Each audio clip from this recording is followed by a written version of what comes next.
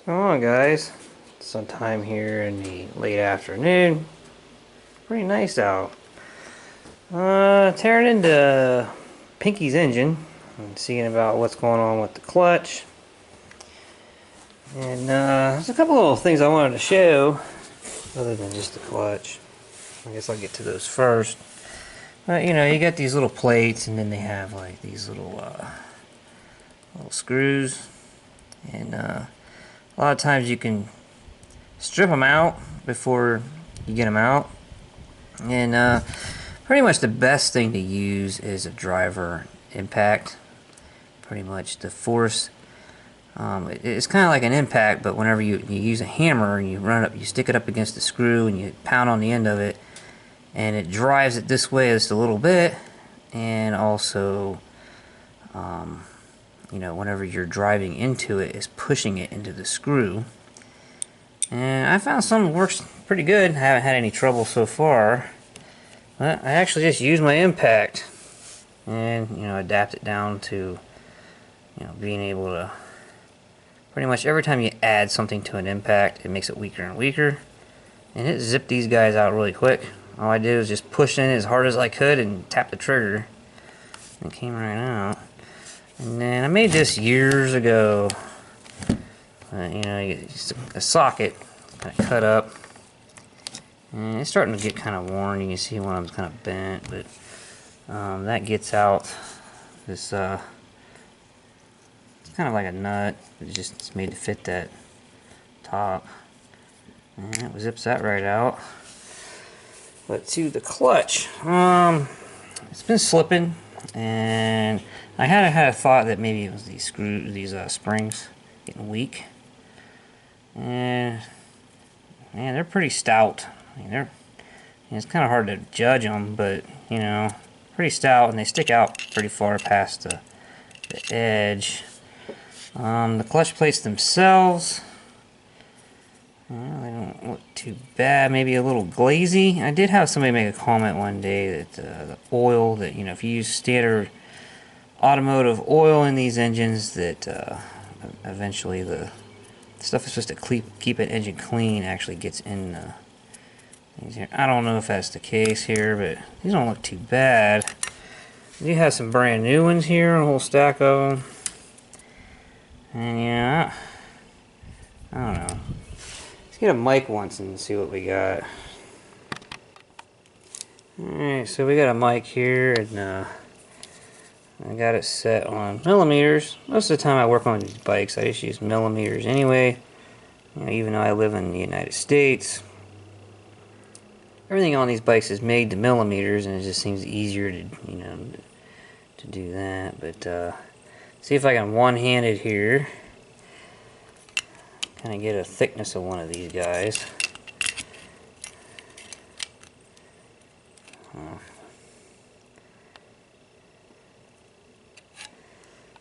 We got 2.91. Alright, we got a brand new one.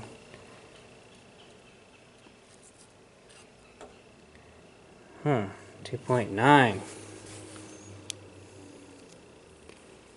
2.93. So pretty much the ones I have are not worn any. You know, I don't know.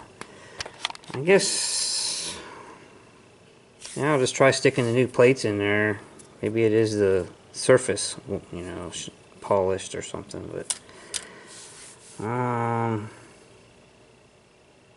yeah, I mean, I don't know. I don't think it's these springs. I mean, it's hard to tell. I mean, you almost need some kind of gauge on, you know, like when you compress it, so many, you know, compress it a centimeter, you know, is this much pressure or something? But I don't know. Alright, so I took there's 6 of these clutch plates in here, and I put 6 of the old ones together and measured what all 6 of them are, you know, stacked up on each other. And I put 6 of them together that was brand new, and the new ones are a 1/2 millimeter total thicker, you know, 6 of them together. So, and then you can see how far out right now these bolts here are just, you know, maybe a turn in. And you can see how far this is sticking out. Like when I tighten these down, this will be flush with this. I don't think there's anything wrong with those springs. I really don't think there's anything wrong with those clutch plates. I just think maybe that one guy is right about them getting kind of polished over. So maybe go with that, see what happens with these. Alright, we got the other side of the engine all put back together. And what we're going to do on this side is, starter clutch wasn't out yet, but I'm going to replace the sprags in there because I'm taking this bike out, and a buddy and I are going to go out for a ride at Bear Creek. And you know, I don't want this starter clutch failing while I'm out there riding and have everybody pushing me around to get it started. And I'm going to change this stator out to a 3-phase stator. And the ride's from a week from now, so if I stick it in there and it's just not going to work, then I still got time to switch it back. And yeah. So I took the got the flywheel off, the starter clutch. You can see here kind of how it's made. It's got like 3 little dowels, and they got like spring-loaded pieces in there. You can see here it's got some wear on it, and it's from my, I think it's from my starter clutch pieces not being exactly the right length when I cut them. And I'm going to go ahead and stick a new one on here. This one here has the original dowels in it, but they look like there's no marks on them. Here's a 3-phase stator, and then you can kind of see, there's the single phase. So that's what we're going to try to stick in there.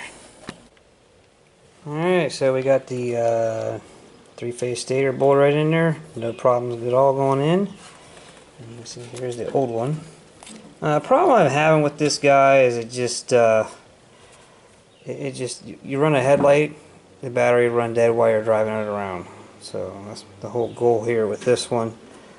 I had a couple different theories on what's going to happen. One guy says it's going to go up in smoke. Another guy says that it'll work. And pretty much the other guy I have the same theory is that it'll have 2 complete cycles and then part of a third.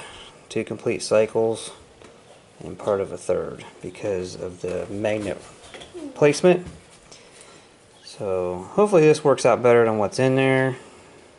Given that, let's see, one of the coils for sure, and maybe even part of, like maybe windings onto other ones, you know, to go with this one, is just for ignition. And I don't need those at all. So part of what you see here, I don't even need. It's just waste. You know, with this here, all it does is charge. So that's what I'm kind of looking at. Alright, so I got the side case all back together.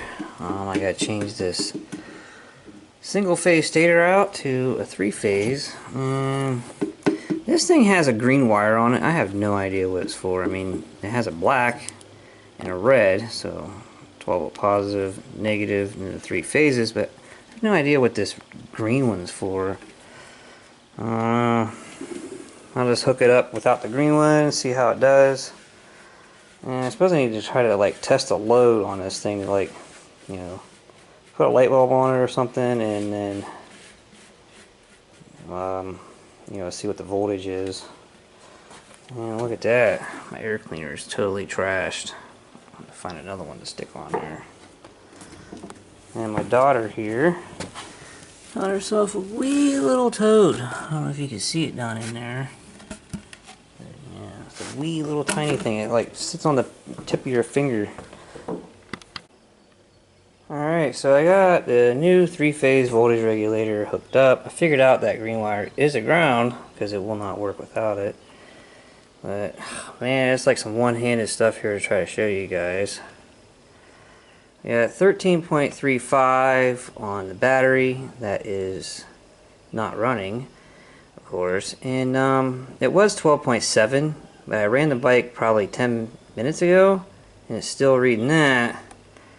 Problem is, well, it's working. 3-phase stator is working. Voltage regulator might not be so good. It's reading, it goes clear up to like 18 volts. But I just rigged up a light. It's, yeah, you can see that. There's a light. But yeah, I think if I just change that voltage regulator, I'll start it up once. See if I can one-hand this again. This is just in an idle. I can't get over to the throttle, but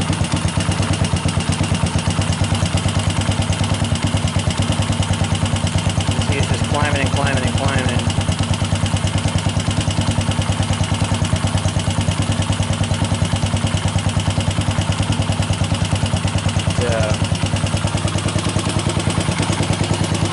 I'll put the light up once.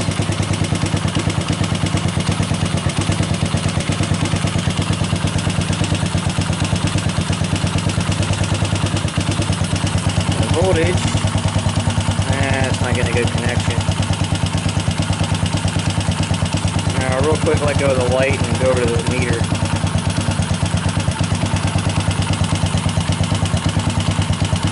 I think it just needs a voltage regulator. A different one anyway. Probably leave that one on there for now. But yeah, the three-phase thing is definitely working. This voltage regulator is Chinese, so it could be bad. But well, I guess that's about it for today. Three-phase thing worked, and just got a little bit of bugs to work out. Because I'll catch you guys later. Alright, one little last word. I changed that voltage regulator out into a ginormous one. Like, let's see. This is also a three-phase.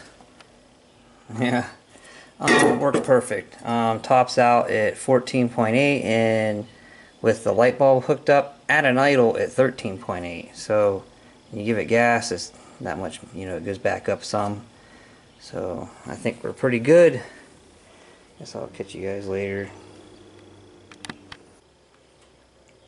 Oh man, the clutch on this is like perfect now. Like I had to actually adjust it because as soon as you put it in gear, it was grabbing and stalling it.